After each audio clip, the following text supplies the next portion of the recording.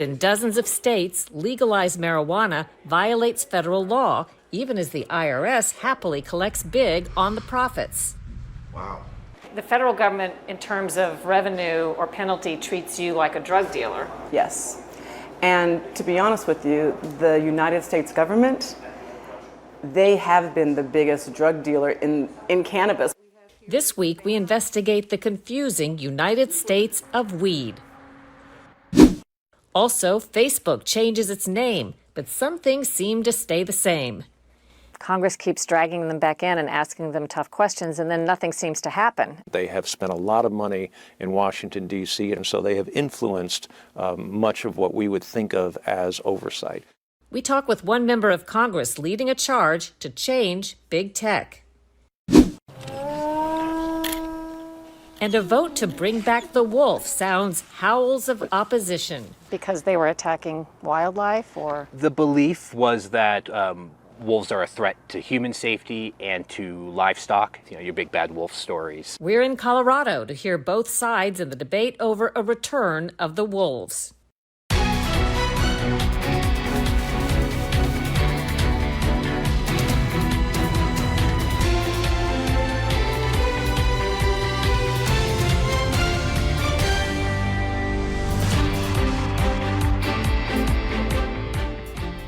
Welcome to Full Measure. I'm Sharyl Attkisson.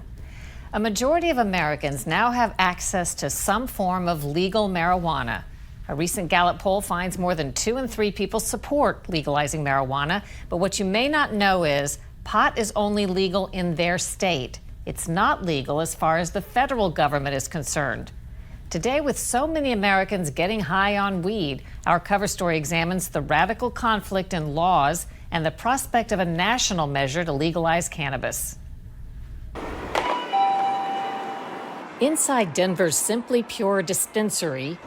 Hello, I'm Sharyl. Hi, Cheryl. I'm Wanda. Nice to meet you. How are you doing? Is a pot shop that's as much a political cause as it is a business.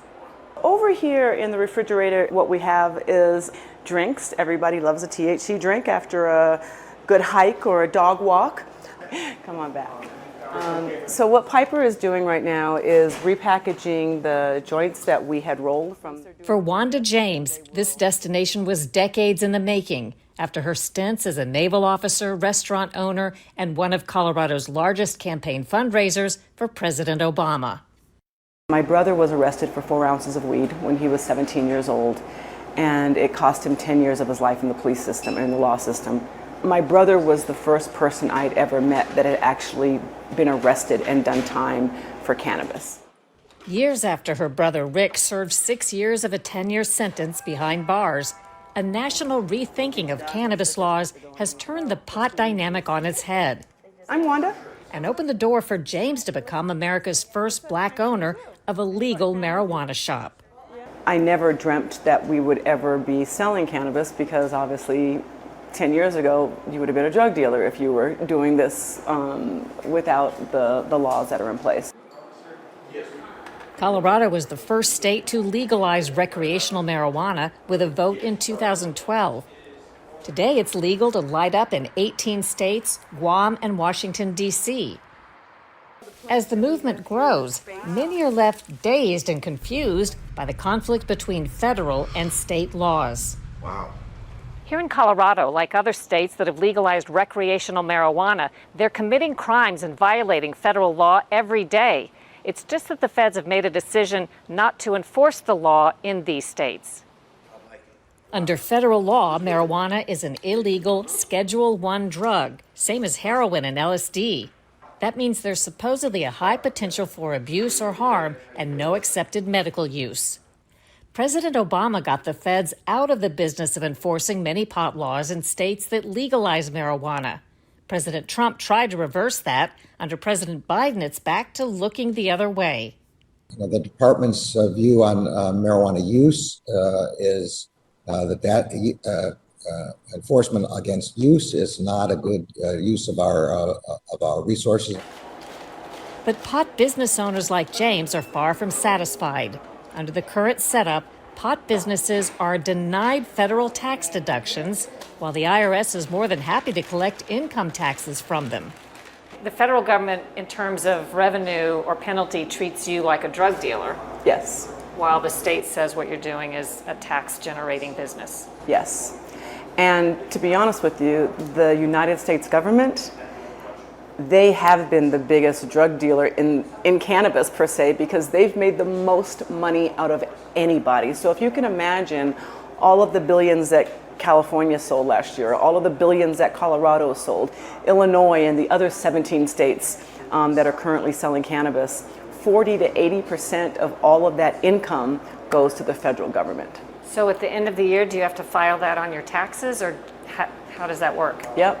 Every April 15th, we file, our income statement and our taxes with the feds, and we write them a very, very hefty check with lots and lots and lots of zeros. A recent court challenge to the tax arrangement failed. The conservative Supreme Court Justice Clarence Thomas used the case to criticize what he called the federal government's half-in, half-out regime that simultaneously tolerates and forbids local use of marijuana, adding a prohibition on interstate use or cultivation of marijuana may no longer be necessary or proper to support the federal government's piecemeal approach. If Thomas is foreshadowing what's to come, Colorado marijuana regulator Dominique Mendiola hopes the Boulder state will serve as a model. We are working with other states, our counterparts in other states, to identify opportunities for alignment, and also really looking at it through the lens of how can we set up a framework collaboratively with all our stakeholders and with all the subject matter expertise in a way that we are essentially creating this framework that could be the federal framework. Thank you for coming. A proposed law to ultimately legalize pot was put on the table in July by the Democrat Senate leader Chuck Schumer. This is monumental because at long last we are taking steps in the Senate to right the wrongs of the failed war on drugs. I was the first Democratic leader to come out for the legalization of marijuana, and I will use my clout as majority leader to make this a priority in the Senate. Still, national legalization is considered a long shot. President Biden has proven to be a downer to pot advocates, stopping short of backing legalization. The fact that the Biden administration is having issues with it is really upsetting to me. I'm somebody that had supported Kamala Harris when she was running for president, so I was thrilled to see her in the VP position. But sadly, we're not seeing the administration push for these, sweeping reforms that need to have happen. More opposition comes from the powerful pharmaceutical industry, which has likely noted reports of far fewer prescriptions for pain and anxiety where there's legal marijuana. Cannabis critics also point to the robust illicit market in states where pot is legal. Black market pot isn't taxed and is far cheaper. Washington, D.C. Police Chief Robert Conte says that's added to crime. When you have something where people get high reward, they can make a lot of money by selling illegal marijuana, and the risk is low, the risk for accountability is very low, that creates a very, very, very, very, very bad situation, because those individuals get robbed, those individuals get shot at, those individuals get involved in disputes all across our city. The other part is that a lot of people using the marijuana also were self-medicating and ended up being homeless, so we ended up with a large homeless population here in Colorado. Denver addiction specialist Nancy Lance links legal marijuana to Colorado's exploding homeless crisis. For some of the population, it's not going to affect them, just like drugs or alcohol. There's a population who can drink and also do some marijuana without a downside. But for that percentage that it is going to, it just increases their mental illnesses. What's your advice about that if marijuana is legal and here to stay and expanding to other states? Do you know, the more that it expands, the bigger the problem becomes. Welcome to Colorado. James brushes aside the criticism, saying it lacks proof. And many join her in saying it's only a matter of time before America feeds a national craving. My takeaway on the legal cannabis business is we can't get to legalization fast enough. As for Rick, the brother who went to prison as a teenager, he's now said to be making an honest living off the plant that once cost him his freedom. May I ask what your brother is doing today? Yeah, my brother runs my grow facility, which is really amazing because, for everything that he went through at a very young age, I mean, he came out of it, an amazingly joyful person with a big heart, and he still loves this industry. Colorado Governor Jared Polis has mass pardoned more than 2,700 people convicted of minor pot possession. None were in jail at the time, but the governor said too many Coloradans have been followed their entire lives by a conviction for something that's no longer a crime. Ahead on Full Measure, will big tech be broken up, or will Congress stay hands off?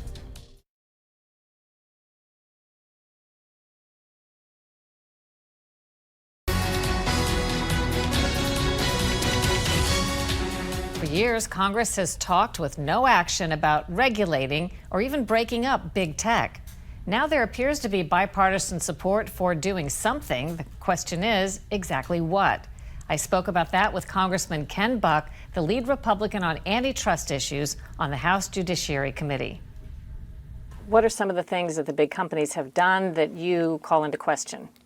So they have crushed competition. I can give you dozens of examples, but they literally have stolen information from competitors and then used their platform. And that's where the real monopoly is when you go to Amazon, when you use Apple, when you are using Facebook or Twitter, those platforms are near monopolies. And so what they've done is they have then rejected or discriminated against the competitor's product and place their product above that in the searches. And so they have put competitors out of business or forced them to merge or be acquired by these giant companies. What does a regulation, sort of a demonopolization of that industry look like? Well, I see a few things happening. The first thing is I think that the mergers that have occurred, 750 mergers occurred in 10 years, mostly during the Obama administration, that were never scrutinized. I think those mergers can be undone. I think that the Instagram merger with Facebook, WhatsApp with Facebook, YouTube with Google, I think all those mergers can be undone. I also think that when mergers are prohibited, or at least the burden shifts from the government to the company, to the monopoly, to prove that the merger is pro-competitive as opposed to the government having to prove that it's anti-competitive, I think at that point you slow down the unfair growth of these companies and you allow the smaller competitors to grow and compete and gain market share. And I'm not suggesting that, other than the merger situation, that Facebook or Google can be broken up, but I am suggesting that their rapid growth can be slowed and allow competition in the marketplace. There have been, I think, dozens of hearings with some of these big tech chiefs. Mr. Zuckerberg, why should we trust Facebook to make the necessary changes to ensure user privacy? Congress keeps dragging them back in and asking them tough questions, and then nothing seems to happen. Well, number one, these companies have decided in a very rational decision to co-opt both the conservative movement and the liberal movement. They have spent a lot of money in Washington, D.C. and around the country to donate to foundations that would in some ways be the gatekeepers of information or conduct private oversight. And so they have influenced much of what we would think of as oversight. They've also spent a lot of money on politicians in this town. And it's one of the reasons why I have a pledge to not take money from the 5 monopoly platforms signed by 10, 12 of my colleagues, but not signed by 400 or so other colleagues. And so I think it's really important that we walk away from that kind of money in this town. But they have been very influential and they have been very strategic in how they've gone about it. It seems like both political parties want somewhat different things out of big tech if it comes to changes. For example, Republicans may want less restriction of information. Some Democrats have expressed that they want more control of information that they deem to be harmful or bad. It's incredible to me that this has been as bipartisan as it has. And I think it's a great observation. It's been bipartisan for much different reasons, but it's still been bipartisan. Democrats have a big is bad attitude that any company that gets to a certain size should be punished in some way. Republicans have concerns with privacy laws. They have concerns with competition in the marketplace. The old Chicago school, the Milton Friedman theories of antitrust come into play with a lot of the Republican thinking. But these two sides have come together on Capitol Hill and are moving a lot of legislation forward. A big Google critic was recently named to a top Justice Department antitrust post. However, there are many who insist the government should leave big tech, as offensive as it may sometimes be, alone. Coming up on Full Measure, big bad wolves or beautiful beasts? A big controversy.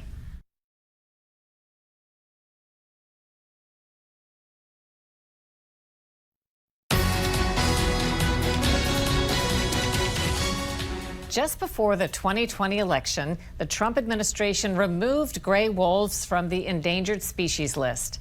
That led to a controversy in Colorado where, for the first time in U.S. history, the question of whether to artificially reintroduce the gray wolf to a state was put to a vote. Left in the wake, a debate over wolves, wildlife, and livestock. A rare sighting of an apparent gray wolf in Colorado in 2007, captured on camera by wildlife managers. Under a voter-approved plan, this will soon become a more common sight. The process began when the Trump administration removed gray wolves from the endangered species list, saying there are now more than 6,000 in the lower 48 states, greatly exceeding the combined recovery goals, meaning the gray wolf no longer meets the definition of a threatened or endangered species. John Murrow is representative in the Rockies and Plains with Defenders of Wildlife, which supports the comeback of wolves. At one time, Colorado had a healthy population of wolves all throughout the state, but government eradication programs removed them by the 1930s. Because they were attacking wildlife, or? The belief was that wolves are a threat to human safety and to livestock. It's largely perpetuated by the stories we're all familiar with, your big bad wolf stories. So by the mid-1900s, for the most part, wolves were considered extirpated in the United States. And extirpated, it's like extinction, it just means they're no longer living where they used to live. So in 2020, we helped put together a ballot proposal for the election to ask the people of Colorado whether or not they would like to see Colorado Parks and Wildlife begin a reintroduction process. As it happens, that passed. And narrowly, right? Narrowly. It was, I think, around 1-2% margin on that pass. And today, we're seeing now Colorado Parks and Wildlife begin to put together the plan. The ballot gives us until the end of 2023 to begin reintroduction. And Colorado Parks and Wildlife and the Wildlife Commission have kind of outlined a plan that'll take us up until that deadline in 2023. Wolf reintroductions have already proven contentious in Idaho, Montana, and Wyoming. Colorado is no different. Supporters say returning wolves will restore a natural ecosystem balance. Opponents worry about what wolves might do to their livestock and pets.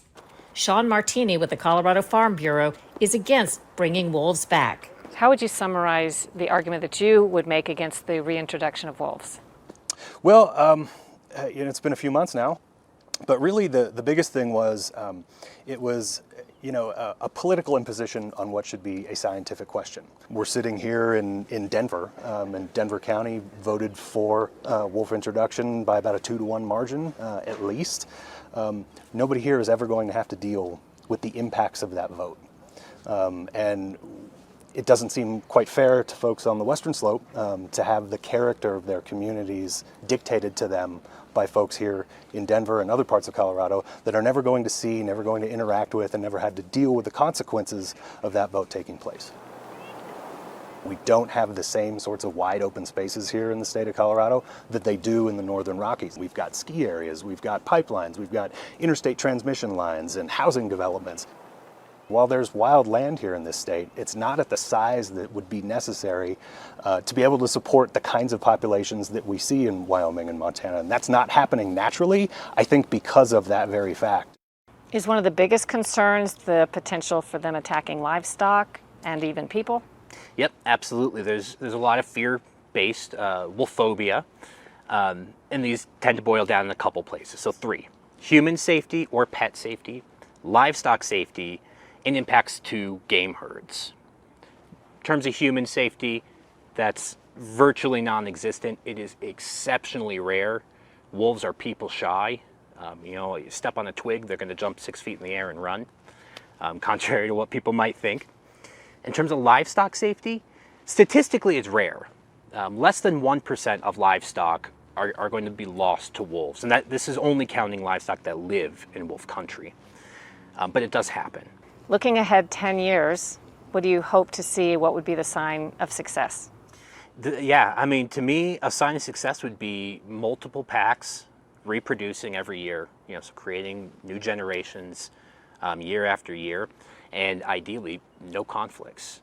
If we really do this right, I certainly would never promise 0, but I would like to see livestock losses as low as we possibly can get them. And I really believe Colorado, with everything we can learn from 25 years of wolf reintroduction success in the Northern Rockies, we should be able to knock this out of the park and have the best wolf reintroduction the country's ever seen. Looking down the road 10 years, what do you predict if this program moves forward the way proponents want it to move forward? I would assume either the species is going to be introduced and continually having to replenish those individuals through the management of Colorado Parks and Wildlife, because they're not going to be very successful here. Either that, or they're really successful in very concentrated places on the western slope, northwest Colorado, southwest Colorado, places like that, and have really damaging impacts in that very narrow space where they're going to be introduced, because they can't branch out, they can't range over the same amount of acres in the same area as they would in the Northern Rocky states where they do now. That's my best guess. The group Defenders of Wildlife supports developing a plan to compensate farmers and ranchers when wolves attack their livestock. The group says it's also working to spread the word on tactics ranchers can use to keep losses from wolves to a minimum. After a break, what's ahead next week on Full Measure?